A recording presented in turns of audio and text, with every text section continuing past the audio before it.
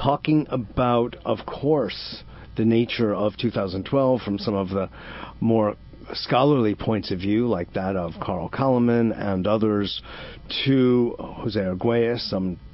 Some wonder how scholarly his point of view is, all the way to looking at the work of Terence McKenna and the psychedelic experience, and then into the domain of UFOs. What would you say is the interaction and the interconnection of these seemingly disparate subjects? That's a huge question. I mean, thanks for having me on the show, by the way, Mitch. Absolutely. Good to meet you. We have a number of mutual friends, as we discussed. Yes, exactly. Yeah, I mean, as you said, it covers a wide range of subjects, and we'll parse it down as much as you want. First of all, I think it's important to talk about, the concept of 2012 and, what it means, how it was arrived at. Basically, I wrote a first book, Breaking Open the Head, that was about psychedelics and shamanism.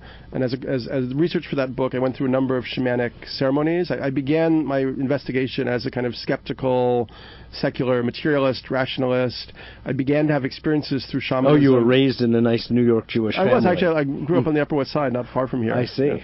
Yeah. And I began to have a number of experiences of the psychic realms, also of shamans, bringing an insight about my past that they couldn't have known about, or about, from ceremonies where people would find out about their future and then things would come true, even occult episodes, synchronicities, telepathies.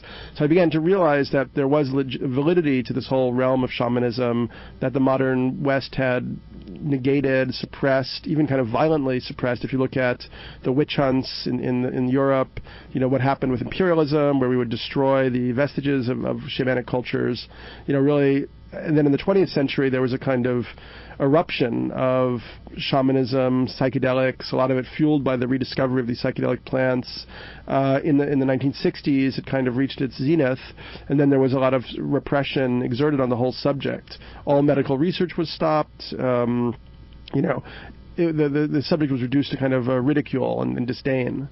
So that was kind of where I began breaking open the head, and at the end of it, I'd made this shift into recognizing that there was this wider field of the psyche, that a lot of things that writers like Carl Jung and Rudolf Steiner and all sorts of people talk about actually had validity. And I also realized that if we'd suppressed the knowledge system of these shamanic cultures that were based on accessing visionary knowledge, using intuition, developing their psychic capacities, our culture was kind of only dealing with half a deck. We were looking at things only in this dualistic, rationalist, kind of masculine, scientific way. Left-brained, you could say. Right, and we negated all these other aspects. So I then also began to realize during the course of my investigation that a lot of cultures around the world, indigenous cultures and other cultures, really see this time as one of intense transformation and see it as a time of prophecy and fulfillment. So in the book, I ended up talking about a number of cultures. I even touched on the Judeo-Christian tradition of apocalypse, the Hindu Yuga cycle, but I also talked very much about the kind of Native American, South and North American Hopi. I visited the Hopi, and they realized the understanding that these cultures have that we're in this acceleration process, and there's going to be, we're transitioning from what the Hopi talk about as the fourth world to the fifth world, what the Mesoamerican cultures talk about the age of the fifth sun or the age of the sixth sun, and the most sophisticated and developed form that a shamanic society has taken was the classical Maya. They were incredibly precise astronomers, architects, mathematicians, and they seem to have put a huge amount of their cultural effort into understanding when the sort of hinge point of this shift in world ages would take place. And from all that we can understand, verified by archaeologists like Michael Coe at Yale University, who's actually interviewed in our film 2012 Time for Change, yes, is that December 2012 is the hinge point in this shift.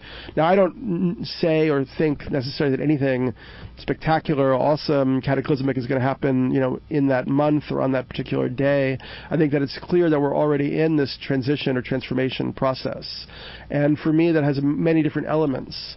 One of them is, the fact that we've negated these realms of the psyche, and maybe we needed to do that. Maybe it was part of the evolutionary process of the human species that we had to develop technology, material, technical ways.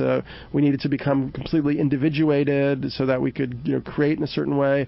But now, having gone through that process, I believe that the next step is a reintegration with these other knowledge systems. And I also believe that that's happening, or let's say knowledge systems. I also believe that that's already happening on a lot of levels, from the integration of Eastern thought into the Western psyche, with the popularity of Eckhart Tolle and Thich Nhat Hanh and the Dalai Lama. There's been, since the 60s and even beyond, there's been an amazing fascination on the part of the West to understand this other way of looking at the world, this non-dual perspective on reality. And now I think that the integration of shamanism is also continuing.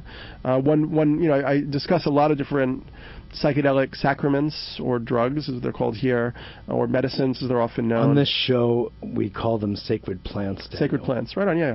So or plant teachers is another one, or teacher plants. Mm-hmm. But so I talked about iboga, which is also known as ibogaine, ayahuasca, mushrooms, DMT. Peyote. Well, DMT is the chemical compound, the that's molecule produced, by many plants,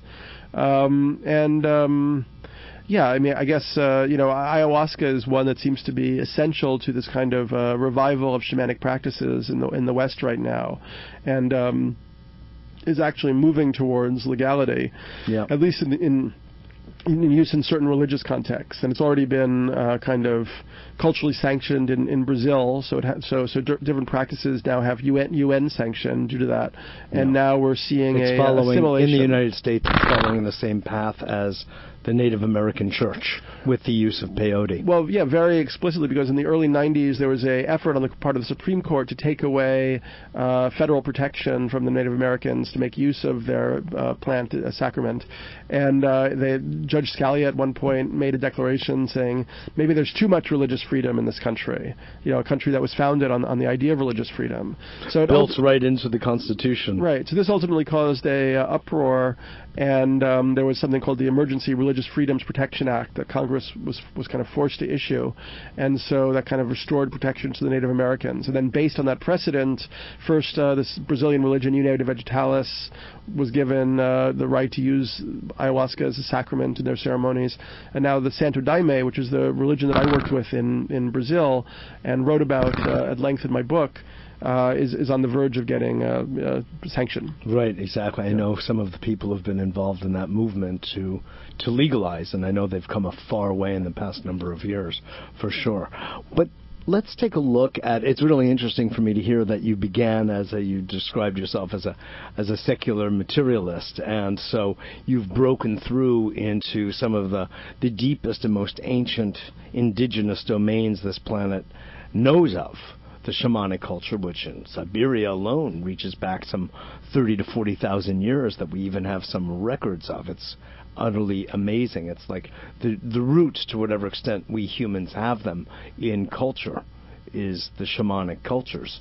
So you went from being an Upper West Side secular materialist, if you will, into reaching into the depths of the soul. And I hear that you're also very Jungian oriented in your languaging, which I definitely appreciate, because I thought I was going to be a Jungian before I became a Rabinian. I decided on the latter. It was more appropriate for me.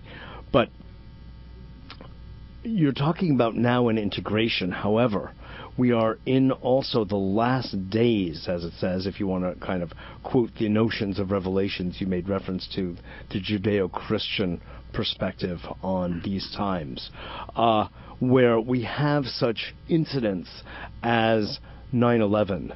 We've had the incident more recently, of course, of BP. These massive environmental and humanistic issues of the greatest level of terror.